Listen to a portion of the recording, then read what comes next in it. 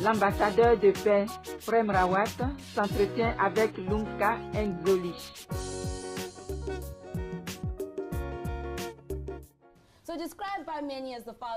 Décrit par beaucoup comme père de la nation, un leader, un réconciliateur, je suis certainement accompagné de l'un des hommes les plus simples, riches et heureux sur terre. Bonjour, Dr. Prem. Comment allez-vous? Comment allez-vous? Non pas le plus riche. Non, il ne s'agit forcément pas d'argent, n'est-ce pas? Ça peut l'être. Pour certaines personnes, c'est comme ça. Pourtant, vous semblez satisfait. Juste un cœur rempli de gratitude. Alors, un cœur rempli de gratitude.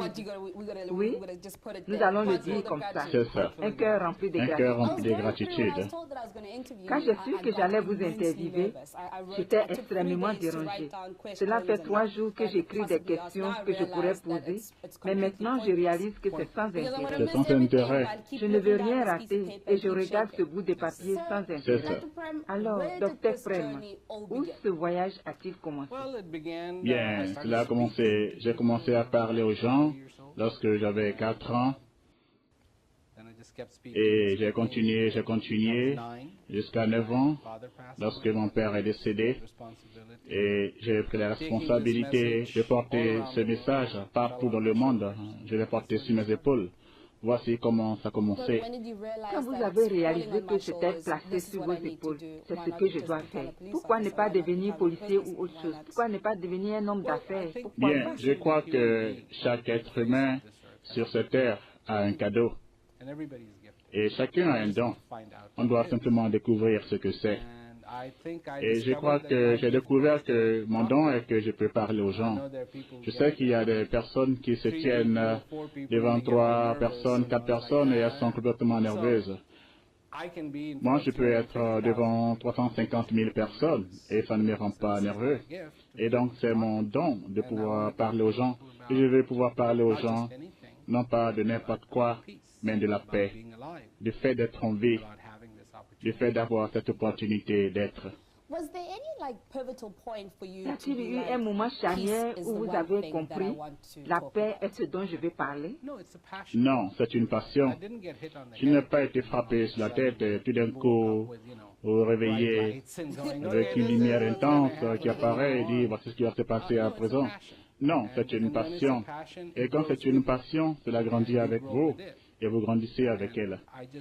Et j'aime vraiment pouvoir éveiller ce petit sentiment chez les gens sur la paix. Je n'écris pas mes discours.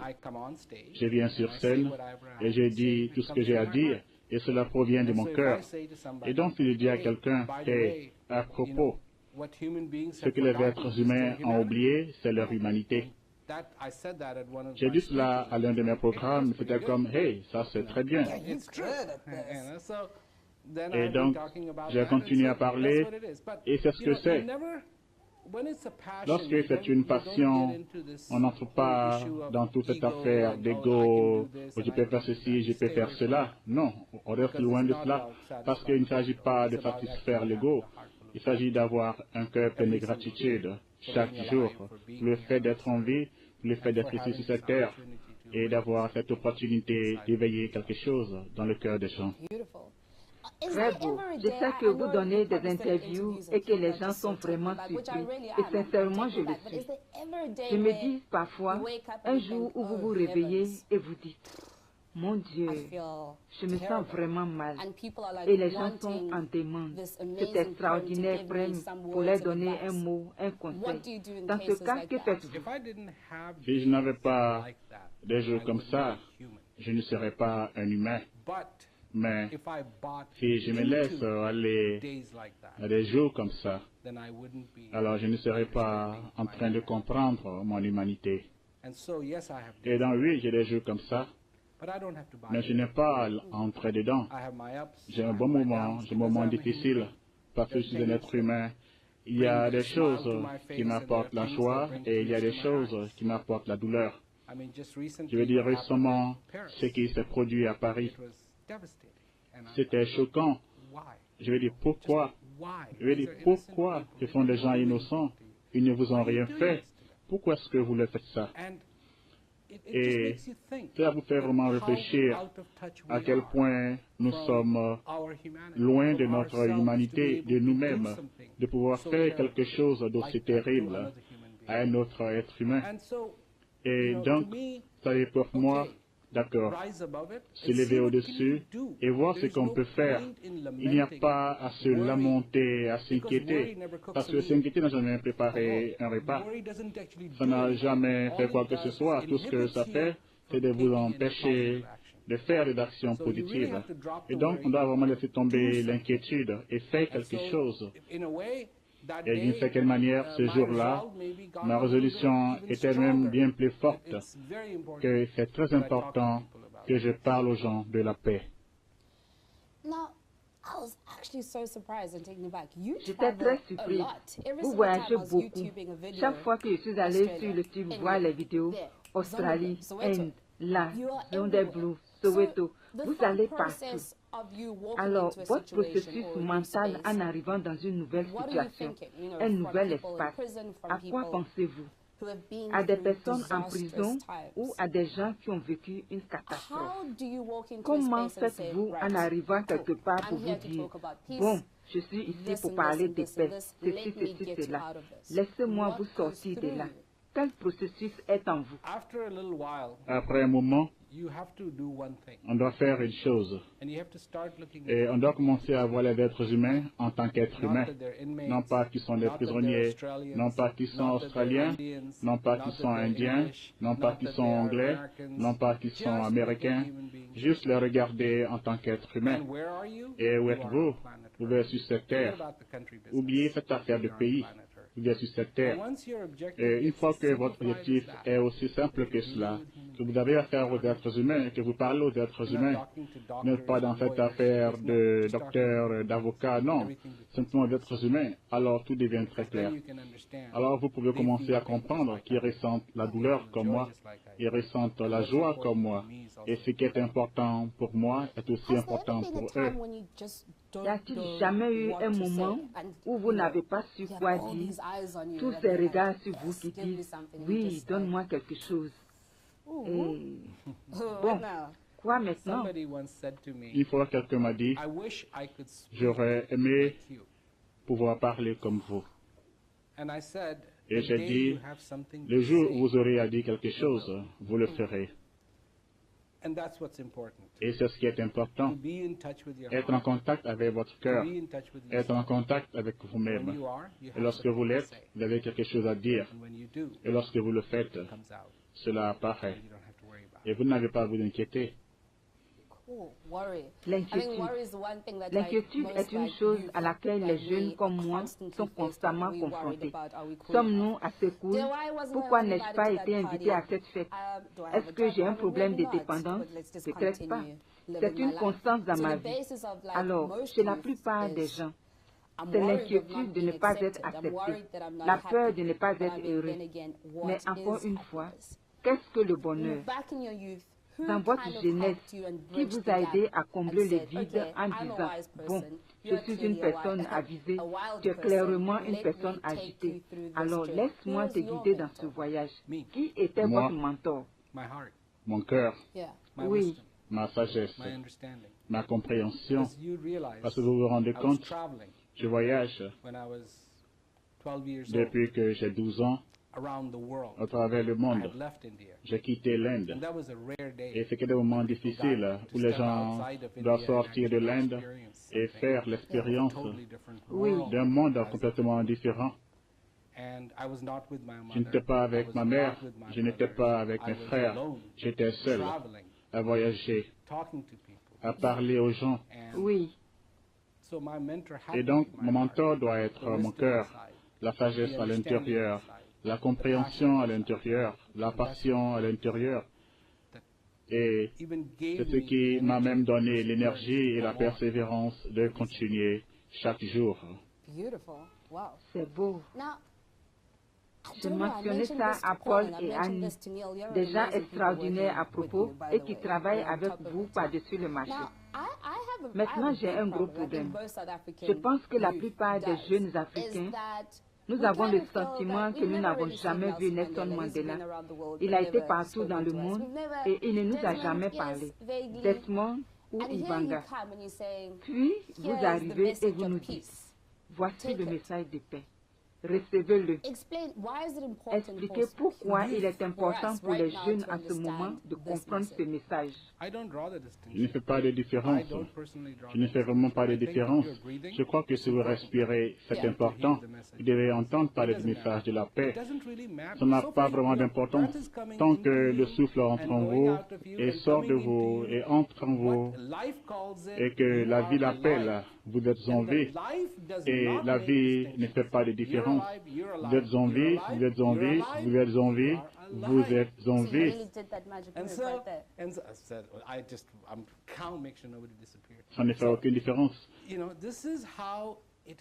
Et c'est ce que c'est.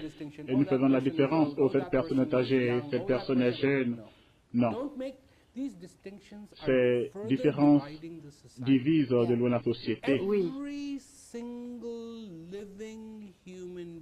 Chaque être humain vivant a une contribution à faire envers la paix. Pourquoi créer des limites? Pourquoi créer des barrières? Ne croyez-vous pas que nous avons déjà assez de barrières?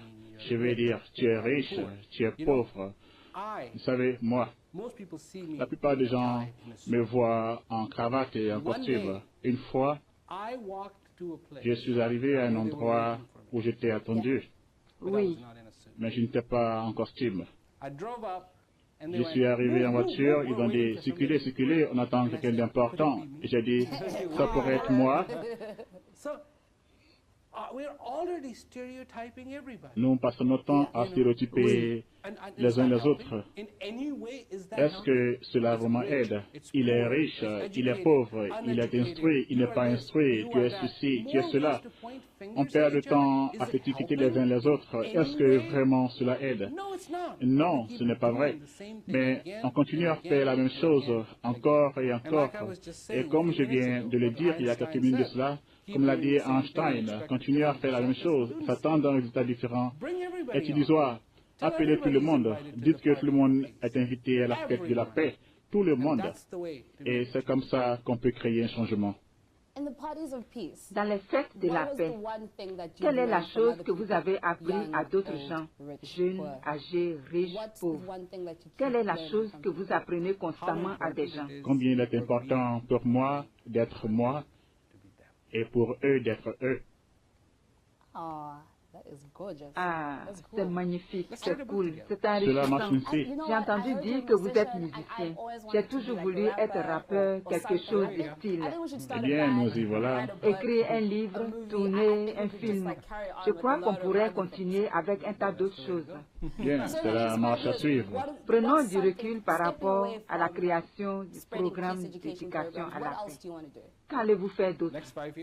Les 5 prochaines années, je vais faire ceci, je vais faire ceci, je vais m'assurer que je peux avoir davantage d'installations de Food for People dans les différents pays, parce que cette expérience unique a fait une grande différence dans la vie des gens. C'est vrai. Celui qui a commencé à rancher à Gandhi et au Ghana, en Afrique de l'Ouest. Je vais dire que c'était la première fois au Ghana, en Afrique de l'Ouest. Ah, tout le monde est beau là-bas. J'y vais très souvent en Côte d'Ivoire, au Ghana, ainsi de suite. Et donc, c'était la première fois que les enfants ont fini l'école et sont allés à l'université. L'école a toujours existé, mais aucun enfant n'avait été à l'université parce qu'ils arrêtaient. C'était la première fois qu'ils sont allés à l'université. La première fois que la santé s'est améliorée de façon notable parce qu'ils avaient de l'eau potable, de la bonne nourriture, et la première fois que le taux de criminalité a baissé. Le taux de criminalité a baissé. Et au lieu de dépenser des millions de dollars, donnez-leur simplement une nourriture, une bonne nourriture, et le taux de criminalité a baissé. Les hôpitaux n'étaient plus surchargés. Les enfants sont allés vraiment à l'université. Un repas, c'est le pouvoir de la nourriture. Mon Dieu, oui. Et pour moi, il s'agit de la paix, la prospérité et la dignité. La dignité tout d'abord. Et en ce qui concerne la Fondation Prem Rawat, c'est la dignité, la paix et la prospérité. S'il existait une personne que vous aimeriez rencontrer et avec laquelle vous aimeriez dîner, qui et pourquoi? Une personne que j'aimerais rencontrer, ce serait Desmond Tutu. Desmond Tutu. N'est-il pas extraordinaire? Bien, je dois le rencontrer. Je dois le rencontrer. Je l'ai rencontré l'année dernière. Je l'ai rencontré à nouveau il y a quelques jours. C'est quelqu'un qu'on a envie de prendre dans ses bras quand on le voit. Oui, c'est une personne remarquable, vraiment remarquable. Il est vraiment remarquable. Je voulais rencontrer Nelson Mandela. Cela avait été planifié et malheureusement, il est décédé. Je suis venu en Afrique du Sud dans les années 70 où l'apartheid battait son plein. Et pour moi, c'était tout un choc de venir. Et la première fois, j'ai vu 2 toilettes, les étiquettes sur les toilettes. Noir, blanc. Absolument. Et ils m'ont dit, vous ne pouvez pas faire de réunion mixte. Vous devez faire une réunion pour les blancs et une réunion. Et j'ai dit, écoutez, ça ne va pas se passer. Et qui utilise laquelle des toilettes? J'ai simplement dit, ça va être une réunion mixte. J'ai donc enfreint à toutes les règles. Ils ont permis? Bien, ils ne m'ont pas arrêté parce que s'ils avaient fait, cela aurait été un incident majeur international. Arrêter un enfant de 14 ans parce qu'il a enfreint aux règles de l'apartheid. Mais ce qu'ils ont fait, ils m'ont mis sur la liste noire et ils ne m'ont pas donné un visa pour retourner en Afrique du Sud. Bon, vous voilà des années plus tard. Je suis reconnaissant d'être de retour. Je suis si heureux de pouvoir parler aux gens de l'Afrique du Sud. De beaux sourires, de beaux cœurs. Et tellement de choses sont passées. Et tellement de choses sont passées. Je ne pouvais pas faire grand-chose quand je suis arrivé pour aider avec ce qui se passait. Mais à présent, c'est un moment très très important. Le futur de l'Afrique du Sud dépend de comment chacun dans ce pays se refaçonne. Non pas dans la cupidité, tout le monde qui apprécie les fruits du pays, les fruits de la terre, les fruits qui sont ici et travaillent très dur pour faire de ce pays un pays très beau et en pleine réussite, très beau. À quelqu'un qui est à la maison, qui nous regarde et se dit, mon Dieu, je ne pourrais pas continuer à vivre maintenant. Ceci, cela se passe dans ma vie. Quelle parole avisée pouvez-vous lui transmettre? Et comment devenir un ambassadeur de paix dans le monde entier? Bien. Devenir un ambassadeur de paix est très simple. C'est bien plus simple que ça. C'est de simplement arrêter de s'inquiéter des problèmes. Ça n'a jamais aidé quelqu'un. Ça ne cuisine pas votre nourriture. Ça ne nettoie pas votre fenêtre et ça ne lave pas votre douche. Ça ne fait rien. Faites quelque chose. Faites quelque chose. C'est votre vie. Si le souffle entre en vous et sort de vous, et entre en vous et sort de vous, tant que le souffle est pris en compte, il n'y a pas de changement. Il n'y a pas de changement. Mais lorsque le souffle vient de la bouche, c'est alors que vous sentez l'ail. Mais qui vient de votre nez, non. Si le souffle vous donne une opportunité à dire, c'est votre jour, comment voulez-vous la façonner, c'est votre jour. Et prenez le plein de cela. C'est votre jour. Votre pouvoir n'est pas perdu. Vous avez le pouvoir. Vous avez le bon en vous et vous avez le mauvais en vous. Ne laissez pas le mauvais gagner. faites que le bon en vous gagne. Il peut y avoir tellement de pression, il peut y avoir la pression sociale. Les gens sont comme, je vais être comme ça. Non, soyez comme vous-même. Qu'est-ce que vous êtes? Qui êtes-vous? Connaissez-vous? Et lorsque vous vous connaîtrez, vous saurez que quoi que vous essayez d'être, vous êtes bien meilleur que cela. Vous êtes cool. Vous êtes vraiment cool. Vous êtes tellement cool, mais vous ne le savez pas. Et c'est cela la tragédie, et d'une certaine manière, c'est ce qu'a dit Socrate. D'une manière, si vous voulez être le plus cool, connaissez-vous vous-même. Mais les gens ne se connaissent pas. Non, les gens ne le savent pas. Et c'est ce qu'ils doivent savoir. Et s'ils se connaissent, ils sauront qu'ils n'ont pas à être dans l'agonie, dans la douleur, à souffrir. Parce que, quelle est la taille de nos problèmes? Le plus grand problème, quelle est sa taille? Voici sa taille. Un problème n'est pas plus grand que ça.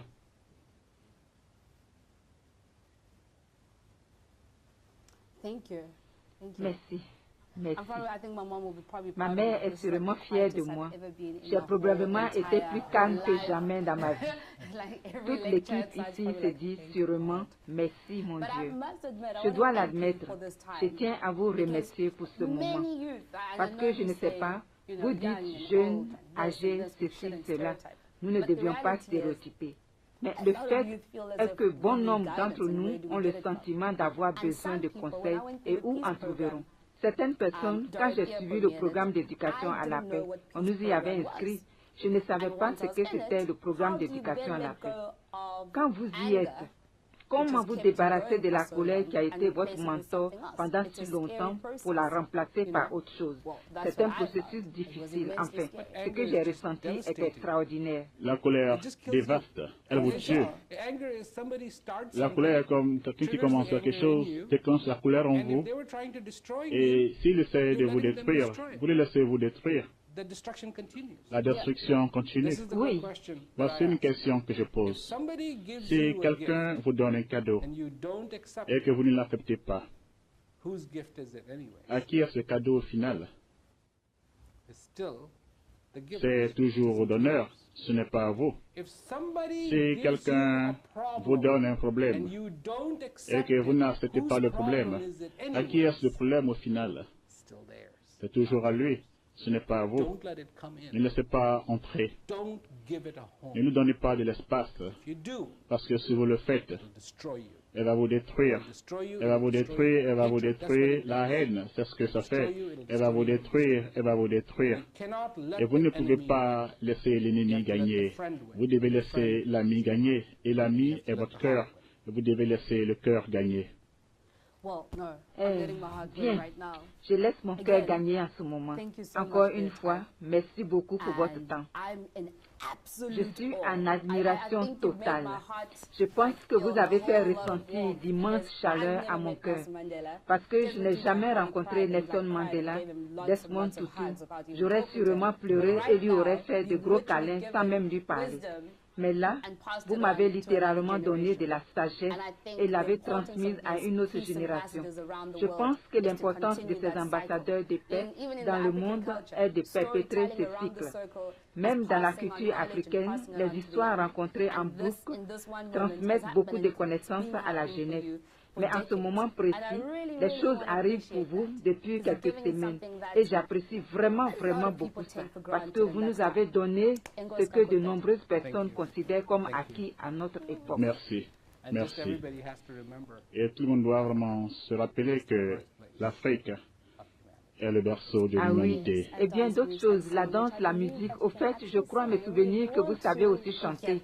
On pourrait faire un remix?